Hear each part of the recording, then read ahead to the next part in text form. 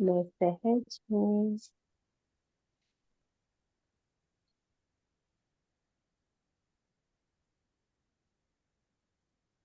आ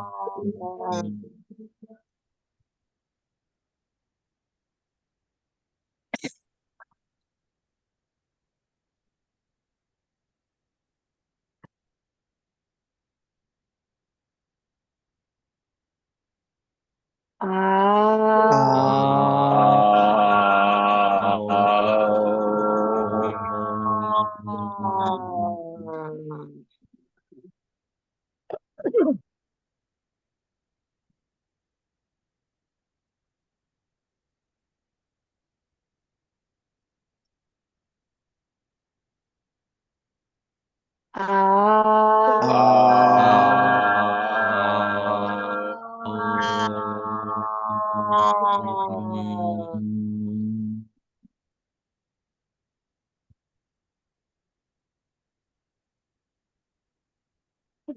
ओम उच्चारण को विराम देकर कुछ समय मौन में रहेंगे।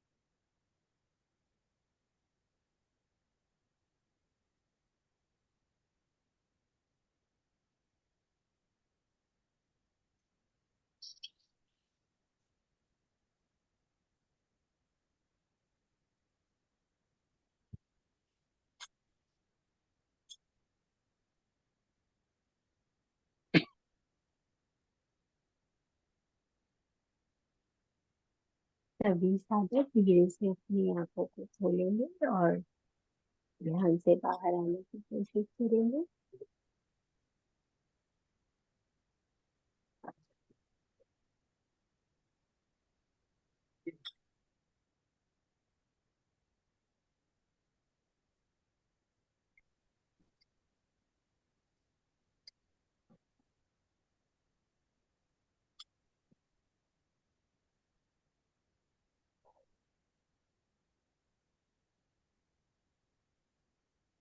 धन्यवाद सहज, अच्छे से साधना कराने के लिए।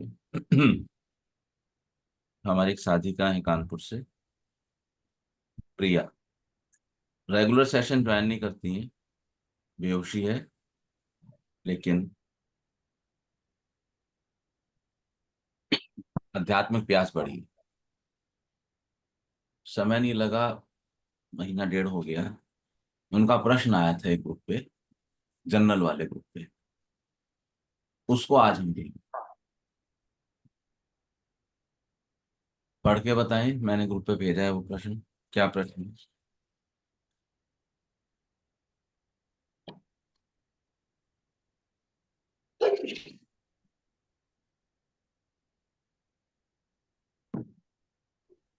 गुरुजी मैं पढ़ूं?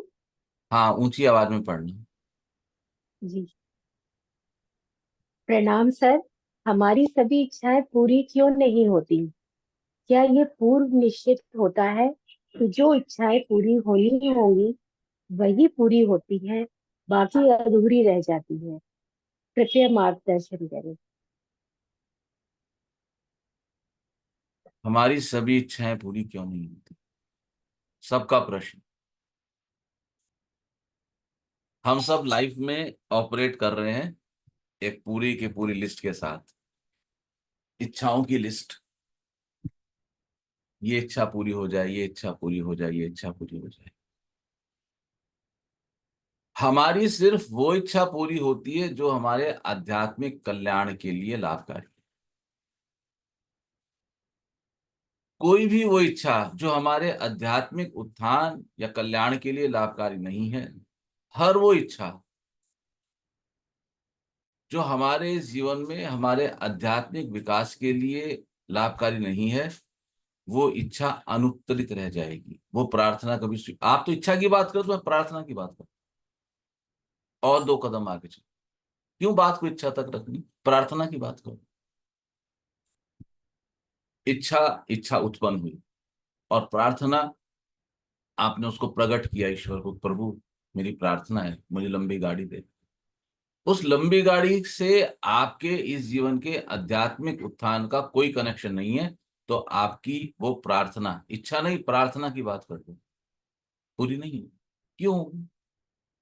यहाँ लंबी गाड़ी में घूमने आए हैं क्या? पृथ्वी आपकी इच्छा पूर्ति का स्थान नहीं है। यहां से जहां वापस जाओगे वो इच्छा पूर्ति का स्थान है। यद्यपि डिपेंड करेगा कि आपने अपने जीवन की आध्यात्मिक यात्रा किस तरह से पूरी की और आप किस लोक पर पहुंचते हैं। इच्छा पूर्ति का स्थान नहीं है।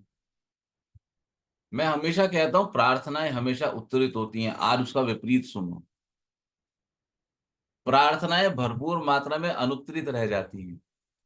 इसीलिए कहता हूं कि भरोसा मत करना मेरा, सोच समझ के भरोसा करना, अपने दिमाग की बत्ती को जलाकर करना, आंख मूंद कर नहीं करना। तो प्रार्थनाएं हमेशा उत्तरित होती हैं, हर वो प्रार्थना उत्तरित होगी, हर वो प्रार्थना सुनी जाएगी जिसका आपके या आपसे कनेक्टेड लोगों के संदर्भ में आध्यात्मिक कल्याण का उद्देश्य की पूर्ति होती।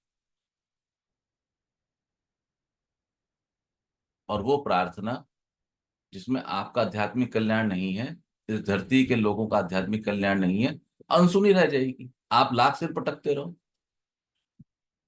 अनसुनी रह जाएगी। वहां व्यवस्था बड़ी स्पष्ट, वहां कोई घुमाव फिराव नहीं है, बिल्कुल क्लियर है। इच्छा पूर्ति का स्थान नहीं। अगर आप धरती को इच्छा पूर्ति के स्थान के रूप में चुन के आए हैं, जान के जी रहे हैं, अगर आप धरती को इच्छा पूर्ति के स्थान के रूप में जान के जीवन जी रहे हैं, तो आपकी दिशा गलत जा रही है। आपकी दिशा बिल्कुल गलत है। तो प्रश्न इसका है ही नहीं। प्रश्न ये है, ईश्वर या उच्च आत्माएं हमारी हर वो इच्छा की पूर्ति करती हैं जिसका संदर्भ संबंध हमारे आध्यात्मिक कल्याण से होता है। वो इच्छाएं कभी भी पूर्ति नहीं होती जिनका हमारे जीवन से, हमारे आध्यात्मिक मार्ग से कोई लेना देना नहीं है, और जो सिर्फ वासना के तल पे आएंगी, नहीं होंगी। कैसे होंगी पूरी जब हमारा उनसे कोई कनेक्शन ही नहीं है?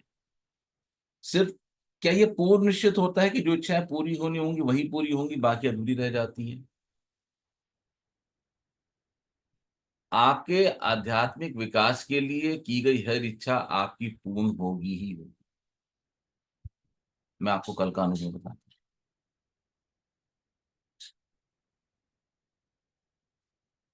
आपको ख्याल है मैं पिछले हफ्ते हरिद्वार था,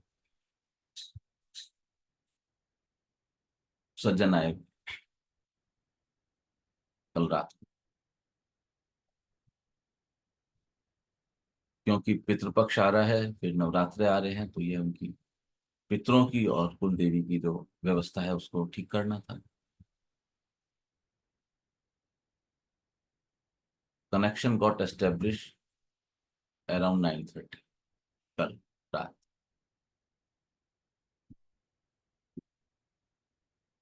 और ये पता लगा कि वो सज्जन जो हैं वो स्वामी मार्कंडेय के साथ के स्थान से कनेक्टेड है, उन्होंने उनकी आशीर्वाद से साधना करी है, और 2.5 जन्म पहले उन्होंने वो साधना का पथ छोड़ दिया। तो बताया गया कि 2.5 जन्म से आप परेशान, अर्थात अब तक का ये जन्म जितना हो उसको एक जन्म काउंट किया गया, एक इससे पहले का, और उससे पहले के आधे जन्म पर उन्होंने साधना छोड़ी।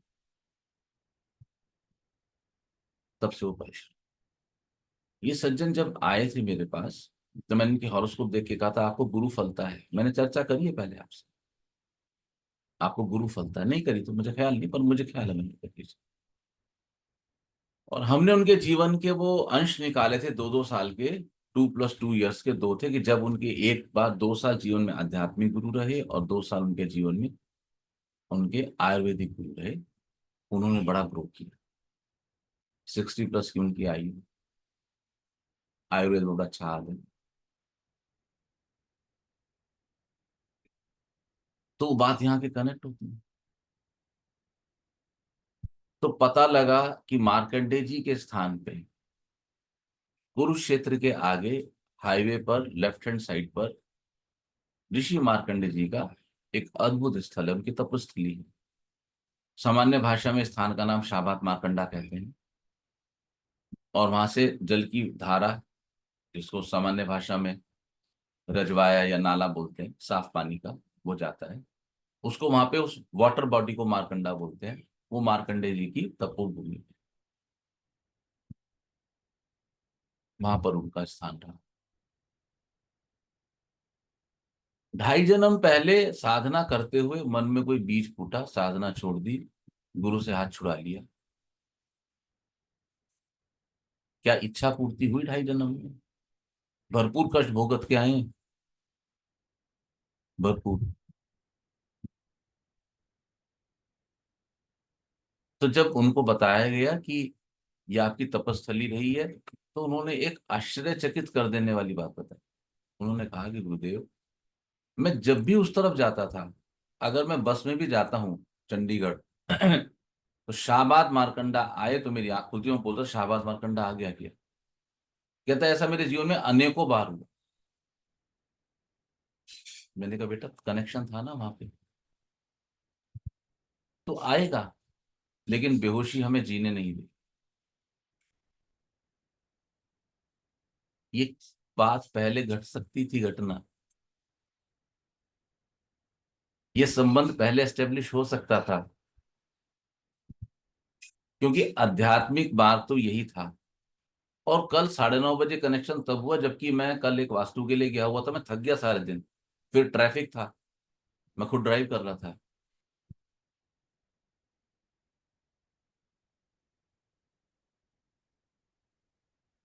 वही इच्छा पूरी होगी प्रिया, जिस इच्छा से हमारा आध्यात्मिक कनेक्शन होगा। अन्यथा तब तक वो प्रतीक्षा करेंगे, वेट करेंगे, और प्रकृति अपना कार्य करेगी। प्रकृति आपको धीरे धीरे धीरे धीरे हौले हौले सरकाएगी। आपके संकल्प संसार की इच्छाओं को लेकर जितने मजबूत होंगे, आपको सरकाने की क्रिया उतनी ही टफ या उतनी ही कर्कश होगी। अगर आपको ऐसा लगता है कि जीवन में बहुत कष्ट है, तो ये इस बात को खबर कर रहा है कि आपके विचार बड़े पावरफुल हैं। प्रकृति आपके जीवन में कुछ बदलाव चाहती है और आप उसके लिए तैयार नहीं। और क्योंकि प्रकृति चाहती है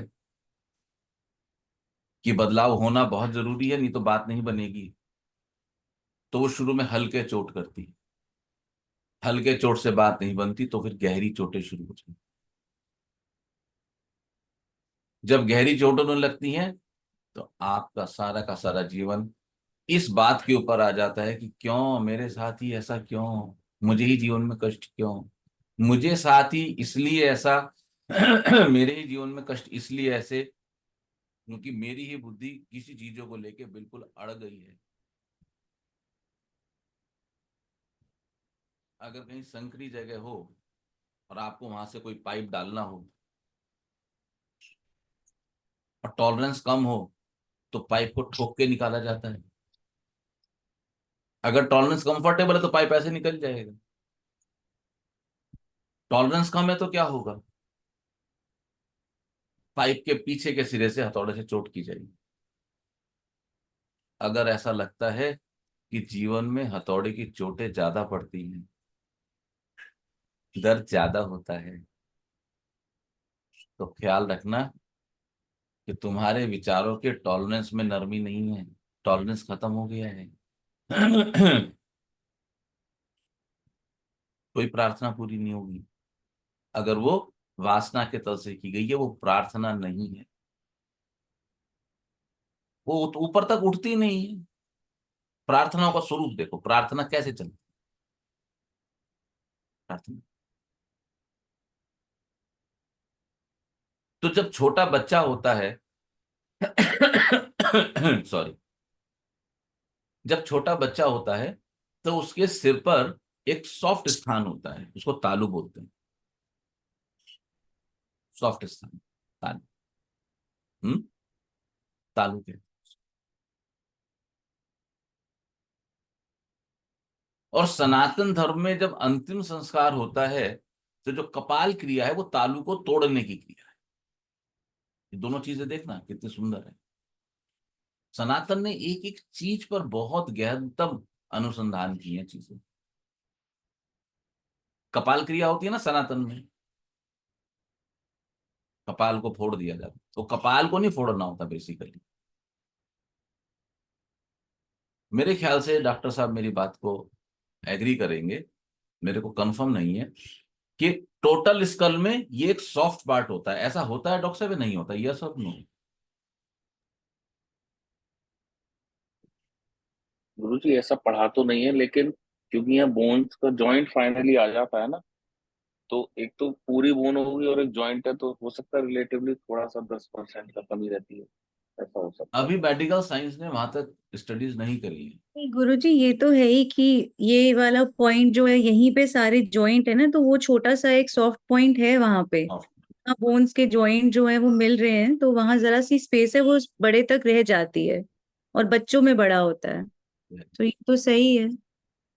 अब आज सब साथ होने जाना कि वो डॉक्टर जो रेगुलर क्लास अटेंड करते हैं और वो डॉक्टर जो क्लास छोड़ के भागते हैं, उनमें क्या अंतर होता है ना?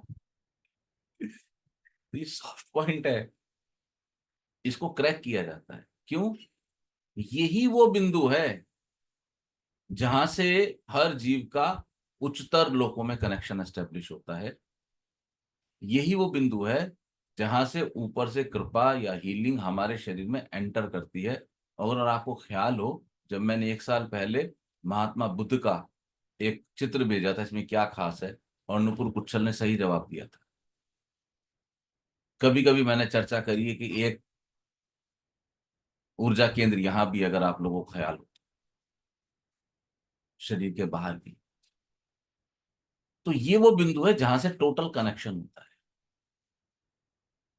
जहां से साधक जो है अगर चाहे तो वो उस स्तर पे हैं तो अपने फिजिकल बॉडी को छोड़ के बाहर निकल सकती हैं आत्माएं, और वापस आती। तो भी ऐसा करना नहीं चाहिए।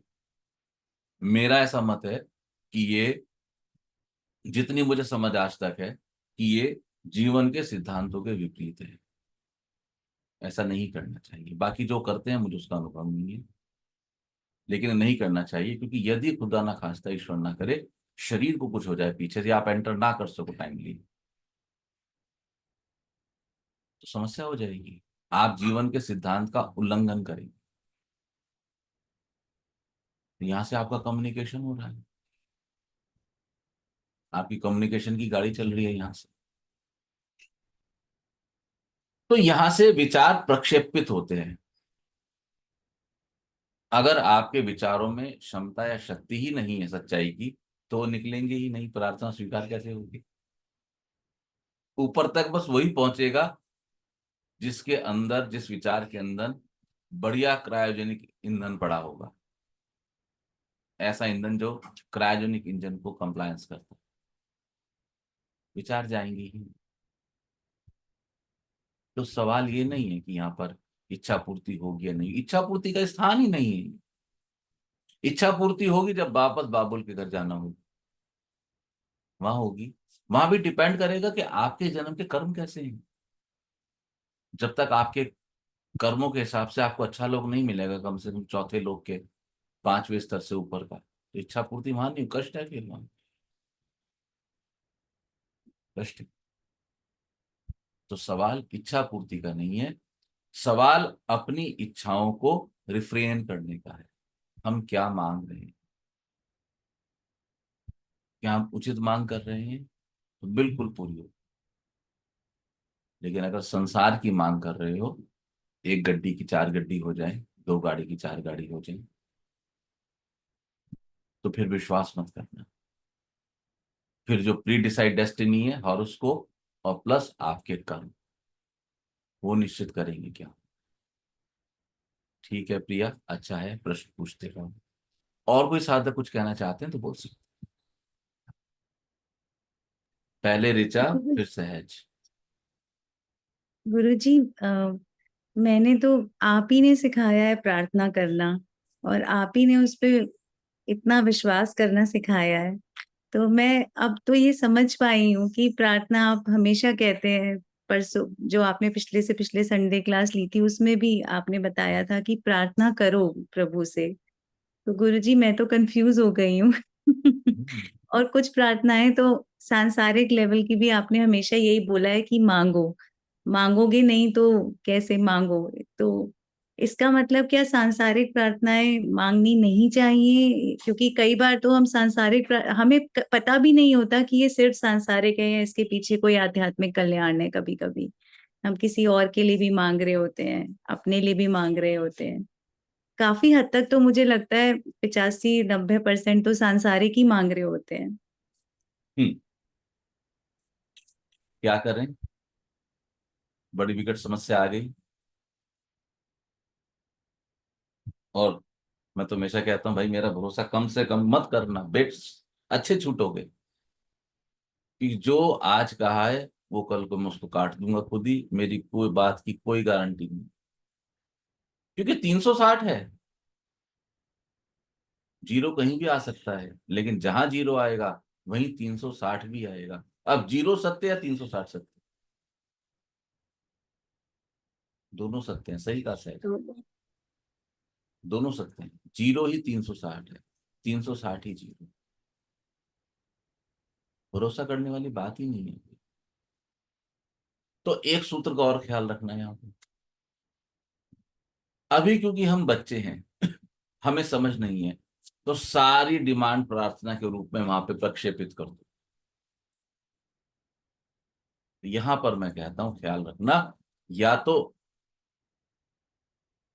आपकी प्रार्थना या इच्छा पूरी हो जाएगी, और या तो वो इच्छा गिर जाएगी, आपको संतुष्टि आ जाएगी।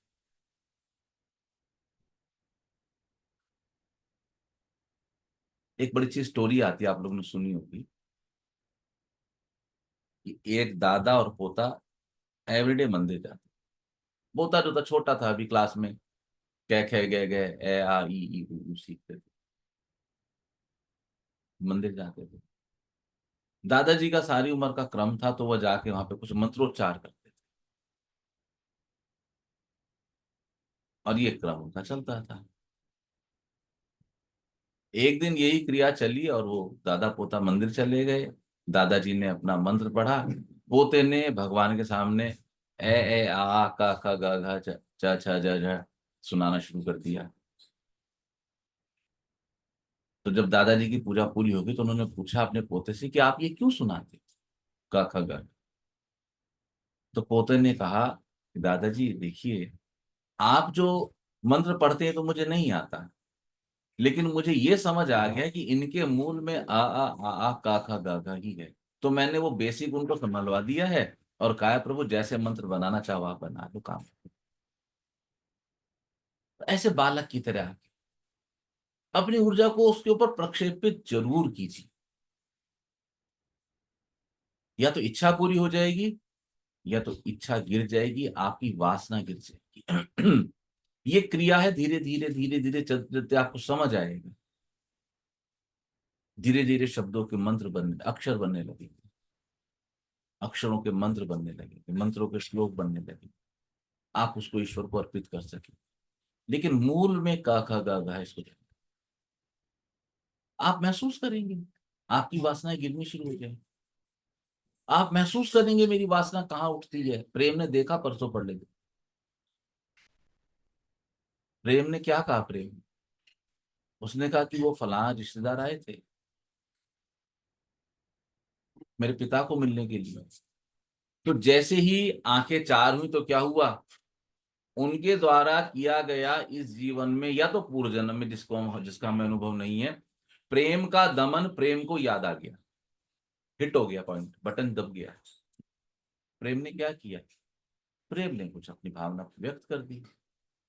लेकिन अब जब प्रेम का मुंह उस भावना को व्यक्त कर रहा है, तो ठीक उस समय प्रेम का अंतर्मन, अंतश्चेतना प्रेम को देख रही,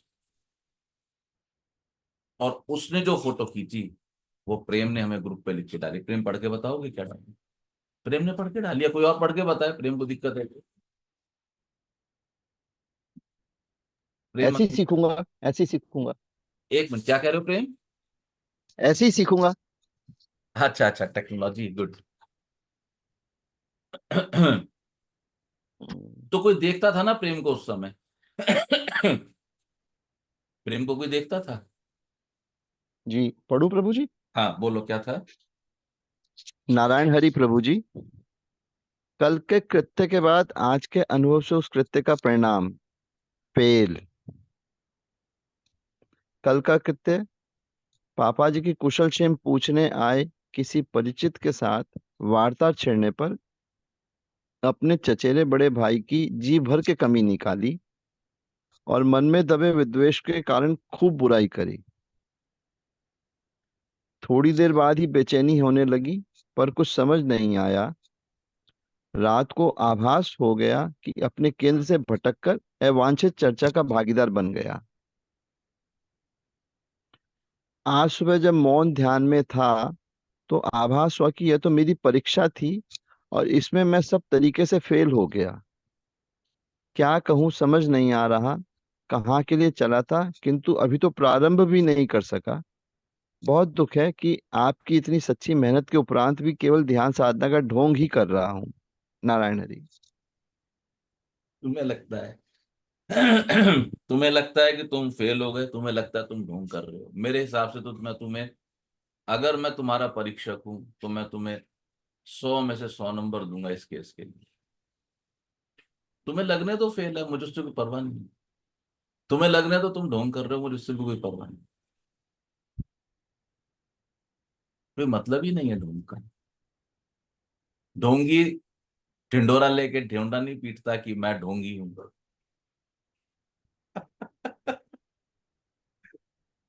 फेल स्टूडेंट मुंह छुपा के पढ़ता है घर में, वो संसार के सामने नहीं आता। जीवन की कष्ट अवस्थाओं में अगर कोई अपने को देखता है तो वो अहिल्या बाई है, देवी अहिल्या बाई। और जीवन की अच्छी अवस्थाओं में कोई समाज के सामने अपने को प्रस्तुत करता है तो वो महाराजा दशरथ है। तो यदि आप कहो कि मैं फेल हो गया तो मुझे स्वीकार नहीं है, आप चलते रहो। लेकिन जब आप ये कहते हो कि विद्वेष आपने बोला ना, मन में दबे विद्वेष के कारण खूब बुराई करे, ये मुद्दा है असली। विद्वेष क्या है इसको समझो, और विद्वेष की दिशा कितनी गलत जा रही है इसको समझो। मैंने शायद आपको चर्चा में लिया था, जो पिछले 2 महीने पहले मेरे साथ अवस्था हुई, एंड आई वाज बैंड। उसको समझेंगे, वो मुझे समझ आया बाद में, शायद मैं ख्याल नहीं मैंने चर्चा में लिया नहीं लिया, वापस लेता हूँ। विद्वेष खतरनाक है। विद्वेष को हम समझना शुरू करेंगे अहंकार से। तो सबसे पहले अहंकार। अहंकार कैसे आएगा? दबे पांव आएगा, पता नहीं चलेगा। जब अहंकार बढ़ता जाएगा तो फिर साम अहंकार अभी मेरा वस्तु है, मेरे में आया है, ठीक है। और अहंकार जब ज्यादा बढ़ जाए, अहंकार की खुराक है सामने वाले का सम्मान खाना। वो सामने वाले को असम्मानित करेगा जब बोलोगे यू कम ऑन, ये अहंकारी का लक्षण है, ठीक है। वो मुझे ऐसा कैसे कह सकता है? अहंकारी का लक्षण। He don't know who am I, अहंकारी का लक्षण है, ठीक है। अहंकारी का लक्षण, तुम पता नहीं है मैं कौन हूं, अहंकार। और जब अहंकार सामने वाले का सम्मान खाए और सामने वाले को सम्मानित ना हो तो उसको ईर्ष्या उत्पन्न हो। ये सीरीज समझना। अब ईर्ष्या आ गई। अब यहाँ पे दो हो गए। अभी तक अहंकार मेरा इशू था, अब ईर्ष्या मुझे, मेरा अहंकार 10 20 50 लोगों में है, ईर्ष्या 2 3 से डेवलप हुई। जब ईर्ष्या बढ़ेगी तो क्रोध आएगा। जब क्रोध बढ़ेगा तो घृणा या विद्वेष आएगा। और इसके आगे की स्थिति और खतरनाक है, जब घृणा या विद्वेष अपनी चरम पे पहुंचेगा तो आपके भीतर प्रतिशोध की भावना। आप देखो अहंकार आपको कहां पहुंचा, प्रतिशोध यानी कि एक्शन। यानी कि आप देखो कि कैसे गंगा गंगा सागर से वापस गंगोत्री जा रही है, गोमुख जा रही है। अहंकार आपका मसला था, अब ईर्ष्या में दो हो गए, अब वो पक रहा है। और अभी तक सब चीजें जो थी वो भाव प्रधान थी, प्रतिशोध कर्म प्रधान हो गया। अब आपके हाथ में बंदूक आ।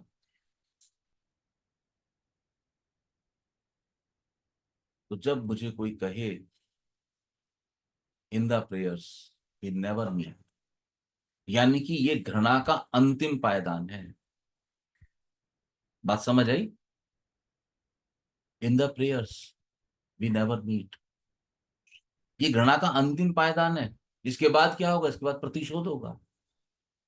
कौन प्रतिशोध दे सकता है? जिसके पास हथियार उपलब्ध है आसानी से। आप समझो इस बात की व्यवस्था को देखो। तो प्रेम, जब आप कहते हो कि मुझे विद्वेष था, तो एक खतरनाक अवस्था थी, ये कैंसर था। हमें इस पे काम करना पड़ेगा,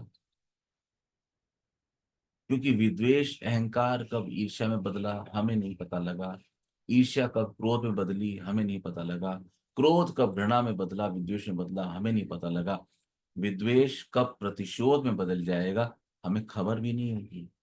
इस बदन से, इस शरीर से कर्म हो जाएगा और उसके बाद फिर हम पछताते रहेंगे। ये लोग भी खराब और लोग भी खराब। तो विद्वेष होना करता, बड़ा अच्छा निकाल के लाए। अब क्योंकि तुम्हें विद्वेष को देखने का अनुभव आ गया है, तो अब तुम संसार में अपने और विद्वेषों को देख सकोगे। कितने विद्वेष, कितने विद्वेष, कितने कैंसर, कितने विद्वेष। और ये तो अब के विद्वेष हैं, और पीछे के जो 200-400 जन्म है। तो कोई कहे कि मेरा अंग दुखता है, मेरा ये बदन दुखता है, मेरे तन में कष्ट है, तो देखना कितने विद्वेष के फल तुम्हारे भीतर लगे हुए हैं, जिनको तुम्हें काम करना बाकी है। ऐसे कैसे अंग दुखेगा, ऐसे कैसे शरीर दुखेगा, ऐसे कैसे शरीर में कष्ट होगा। बहुत सारे विद्वेष के पौधे, बहुत सारे विद्वेष के फल। बिल्कुल भी नहीं है ढोंग। अच्छा है, निमानापन के तल पे लेता हूं, बहुत सुंदर है, 1% भी ढोंग नहीं। बिल्कुल नहीं, बिल्कुल फेल नहीं हो। मेरी क्लास में तुम 100 नंबर से पास हो। मुझे परवाह ही नहीं है तुमने उनको क्या कहा। मुझे बहुत परवाह इस बात की कि जब प्रेमानंद उनको कह रहा था, जब गोविंद काबरा उनको कह रहा था, तब प्रेमानंद गोविंद काबरा को देख रहा, रिकॉर्ड कर। वो सुप्त था, वो चुप था। उसने बोला मैं बोलूंगा, क्योंकि मुझे प्रतीक्षा का, कैसे प्रतीक्षा की जाए उसका, मुझे प्रतीक्षा का सूत्र समझ आता। वो बोले बोलूंगा, धैर्य करो, तू रुक पहले, तू रुक तब बोलू। गुरु नहीं बोलते, आप चलते जाओ, नहीं बोलेंगे, मैं बैठ जाऊं। तो फिर आपका फोन आए उसको बंद करो, तो फिर आप कोलाहल करो, नहीं रुक जाओ। तुम जब पूरी तरह से मेरे पास आओगे तो मैं बोलूंगा। और प्रेमानंद जो है वो गोविंद काबरा का गुरु है। प्रेमानंद ने कहा गोविंद काबरा को, कोई बात नहीं, मैं बोलूंगा, तब बोलूंगा जब तू मेरे समीप आएगा। तो रात हो गई, दिन का कोलाहल शांत हो गया।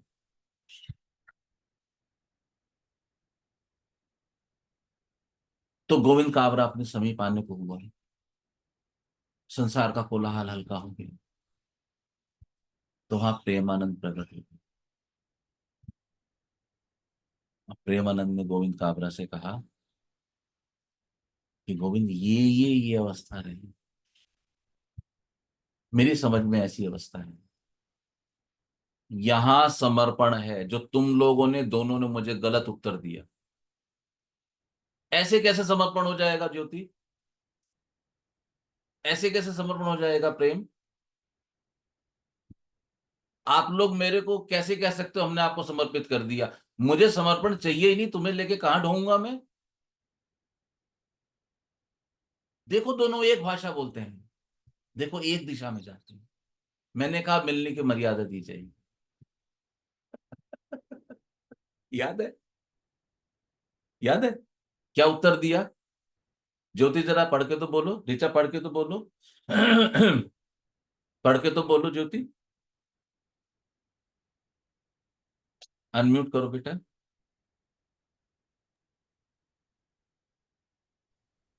हाँ।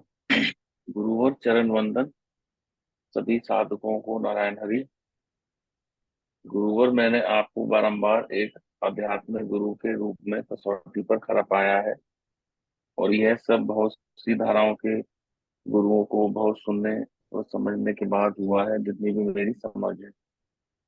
मुझे आपको सुझाया मार्ग ही सुविधा, सरल, सुगम और अपनी प्रकृति के अनुरूप लगा है। अपनी प्रवृत्ति अनुरूप बहुत से प्रयोग, अन्वेषण व अवलोकन के पश्चात ऐसा हुआ है प्रभु। अभी अपनी जिस अवस्था को अनुभव करता हूँ उसमें प्रश्न गिरे हुए पाता हूँ। हाँ, मैं समर्पण को तैयार हूँ और मिलने काहे को की तैयार हूं? मर्यादा। समर्पण। क्या करूं इस समर्पण का? मैं क्या करूंगा? मैंने समर्पण मांगा था? समर्पण तुम्हारे भीतर की बीमारी है। मैंने तो मर्यादा दी थी मिलने की, एक उस पर बात नहीं हो रही है। मैंने कहा था ज्योति, प्रेम, मीरा, आनंद, तुम्हें मर्यादा दी जाती, तो धैर्य तो करो कम से कम। क्या मर्यादा है? हाँ मैं समर्पण को तैयार हूं। मैंने क्या करना है समर्पण का? क्या क्या लिखा प्रेम ने? बोलो ऋचा।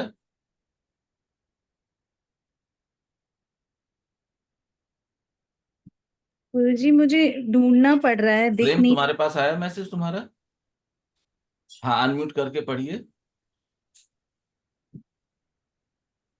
1 मिनट दे दीजिए, अभी पढ़ देता हूँ।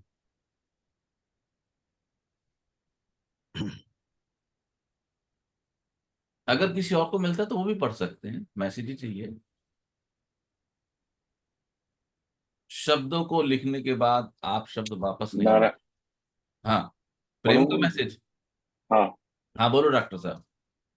नारायण हरि प्रभु जी, अभी तो मैं स्वयं से ही मिलने की राह पर हूँ, फिर भी आपने मिलने की मर्यादा योग्य पाया, वो भाग्य। बस एक जिज्ञासा हो रही है, अ, क्या यह मिलन क्षण भर और कभी कभी कभी कभार का होगा, या यह शाश्वत और स्थिर होगा? भाग्यशाली हूँ, पहले मैंने उंगली पकड़ाई थी, अब आपने स्वयं मेरा हाथ पकड़ रखा है। मेरे लिए समर्पण का इससे उत्तम अवसर नहीं मिलेगा नारायण। समर्पण? क्यों? क्यों? क्यों समर्पण? समर्पण तो मेरा स्वरूप निर्मित का 3 साल पहले एक भी पैसा लेके नहीं आई थी, तभी नट गई थी पीछे। तुमने उसके अनुभव से कुछ सीखा नहीं? क्यों समर्पण? प्रेम, मेरा अनुभव आज तक का ये है कि कोई भी जीव, यू एंड मी, हम किसी को समर्पण नहीं कर सकते, यद्यपि समर्पण उतरेगा। ये करने वाली चीज नहीं, होने वाली चीज है। क्षण भर में घटेगी, तेरे साथ घटी। जब गोविंद कापरा ने समर्पण किया प्रेमानंद के सामने, वो घटना घट गई, काम हो गया, आगे निकल गई गाड़ी, बात खत्म हो गई। अब वो परमानेंट थोड़ी। अब वो फिर, अब प्रेमानंद अपने को फिर जैसे कछुआ अंगों को समेट ले। लेकिन प्रेमानंद ने गोविंद काबरा को इतना ऊर्जित कर दिया है कि आज गोविंद काबरा प्रेमानंद की भौं के इशारे को समझने लगा है। मेरे लिए तो फिर उत्सव की बात है। तुम कहते हो कि आपने मेहनत करी, रिजल्ट नहीं दिया। मैं तो कहता हूं उसका उल्टा हो रहा है। आज तो मेरे लिए रोने वाली बात होगी कि जब कोई बेल लगाए, उसमें फिर नई पत्तियां खिले, नए टेंडल्स बने, और फिर कोई कली फूट जाए, फिर कोई पुष्प का गुच्छा, फिर कोई फल। देखो, और क्या चाहिए? तुम्हें तो गुरु मिलते रहेंगे जीवन में, हर किसी को गुरु मिलते रहते हैं, गुरु की कभी कमी नहीं है। कमी इस जीवन में सिर्फ इस धरती पे सिर्फ शिष्यों की है। गुरु बहुतायत में, गुरु कभी कम नहीं होते, शिष्य नहीं मिलते। मैं तो बहुत प्रसन्न हूं इस बात से। और उसके बाद ये कह देना मैं फेल हो गया 2 बार या ढोंग है, खबर करता है, खबर करता है। अहंकार ने दस्तक नहीं दी, नहीं दी। ठीक है, जो निकल गया हो गया, क्या करेंगे? तो अभी जबरदस्ती उन कजिन के पास जाके अब कन्फेस नहीं करेंगे, कन्फेस नहीं, कन्फेस किया और सारी आग पे पानी डाल दिया और संसार है, नहीं करेंगे। अपने को धीरे धीरे तपने दो इस अग्नि में। यार तूने क्यों किया? नहीं करता, नहीं करता। तपने दो अपने को इस अग्नि में। तो अगली बार जब तुम इस अवस्था से 2-4 होंगे तो तुम्हारे रिएक्शंस कुछ अलग हो जाएंगे।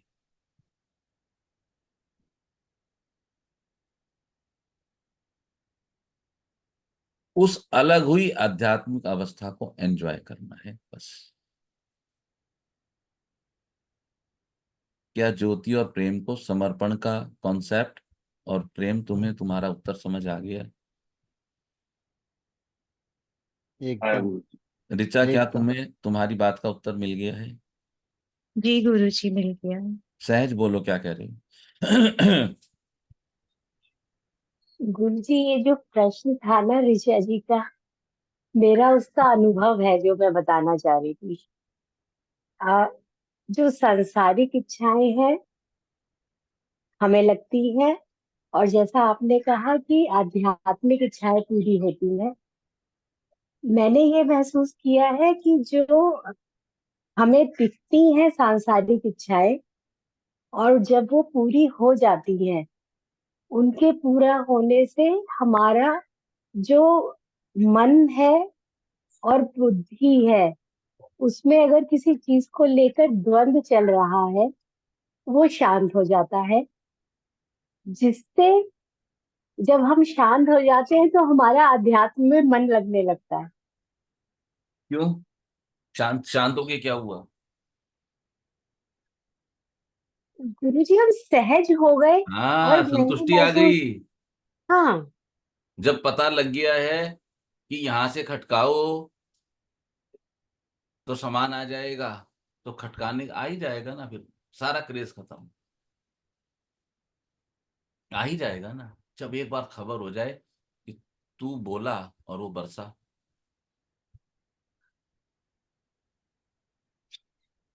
देखो, आपके ऊपर अगर एक धार से 10,000 लीटर पानी डाल दिया जाए तो आपका शरीर खराब हो जाएगा।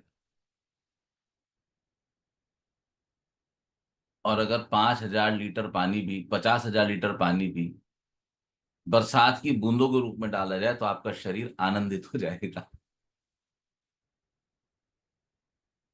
तो देगा, सब कुछ देता है, बरसात की बूंदों की तरह देता है। थोड़ा तपना पड़ता है, संतुष्टि आ जाएगी। वो उन्होंने कहा ना। चलो, क्या और कोई? ठीक है। गुरुजी, आपने मेरा नाम नहीं लिया था, हाँ जी, क्या कह रहे वो सहज? पूछना था। क्या? गुरुजी, आपने मेरा नाम नहीं लिया था, ऐड नहीं किया था, जब आपने ज्योति स्वरूप प्रेमानंद आनंदमयी और मेरा स्वरूप लेकर कहा था कि मिलन का समय, सहज, उसके बाद। अभी आप डूबते नहीं। सहज, आपकी स्थिति उस बच्चे की जैसी है कि जो गंगा तट पे भी गया, गंगा जी में घुसने को भी तैयार है, लेकिन जल को हाथ लगा के वापस पलटता है। यद्यपि शक्ति ने स्वयं आपको कनेक्ट किया और आपके घर आके बैठ गई, फिर भी आप अभी जल में घुसने से बचते हो। यात्रा आपकी है, घुसना पड़ेगा, आपको घुसना पड़ेगा, उसके बिना बात नहीं बनेगी। आपको अपने ऊपर और काम करना,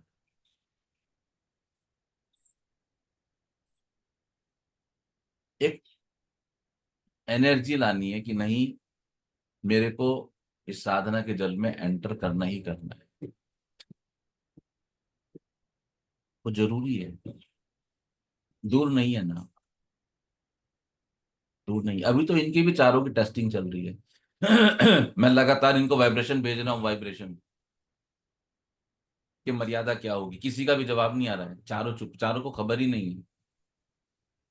देखो ना कौन रिसीव करता है, किसका रिसीवर मजबूत हुआ है। ये जीवन ऐसा ही है। मैं इन चारों को वाइब्रेशन भेज रहा हूँ, चू भी नहीं आई किसी की तरफ से।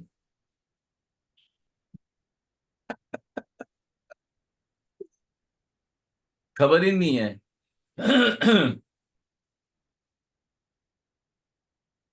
सर मैं सोच तो रही थी, हाँ, पर मैंने कहा नहीं। मैं कहना सर चाहिए, अपने आप देंगे, इसलिए मैंने नहीं कहा। कहना चाहिए।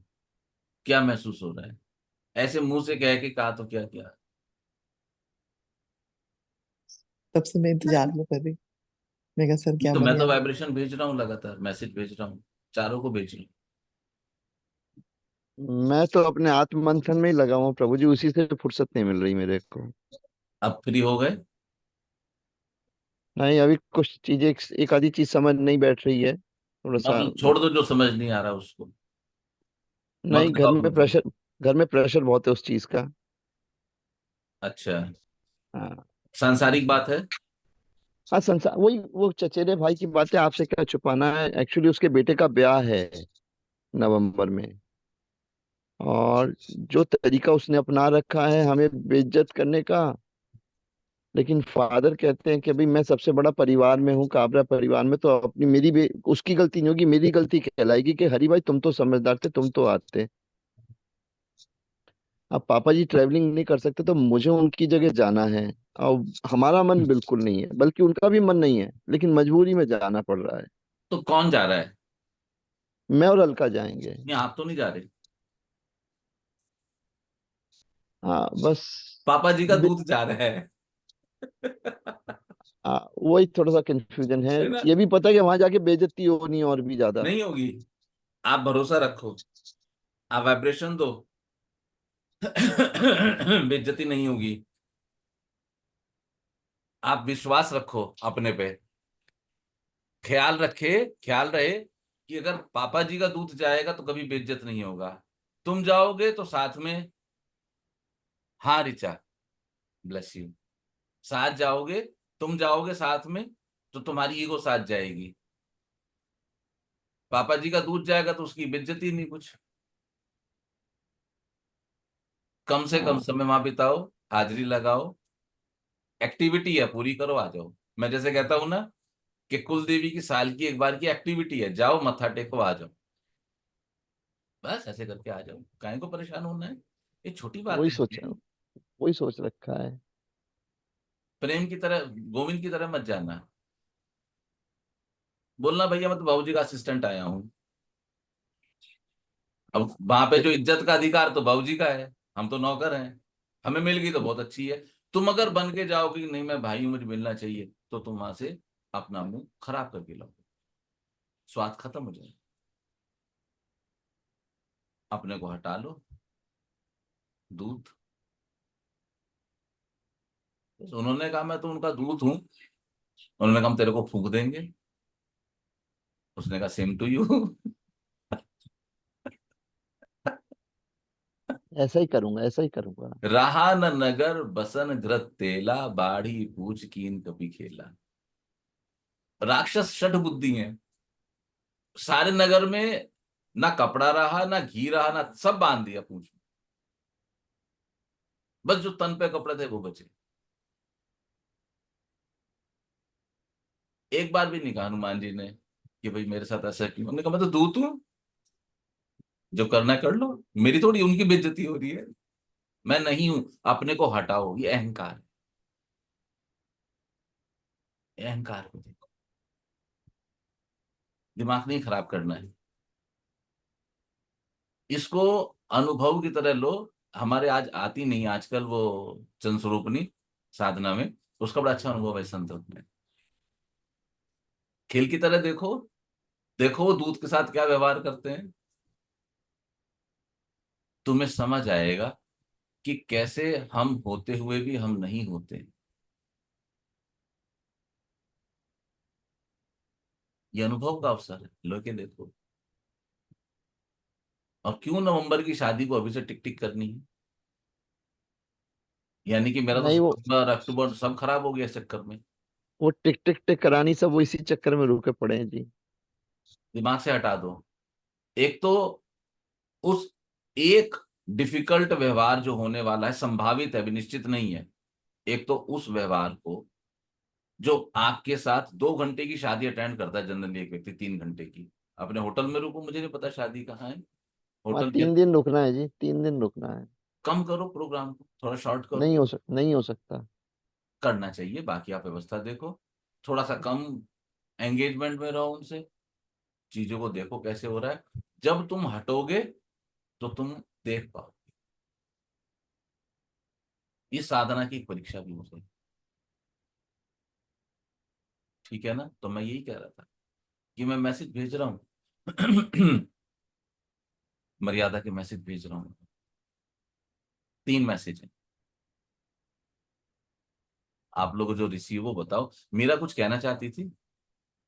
जी गुरुजी, मेरे मन में ये आया था कि मैं अभी आपसे मिलने जाऊंगी, जैसे आपने बोला था अगले महीने आना है, तो आप बाहर गए हुए थे। फिर मेरे मन में आया था कि मैं पहले पूछ लूं कि सर मर्यादा के साथ आना है या ऐसे ही आना है।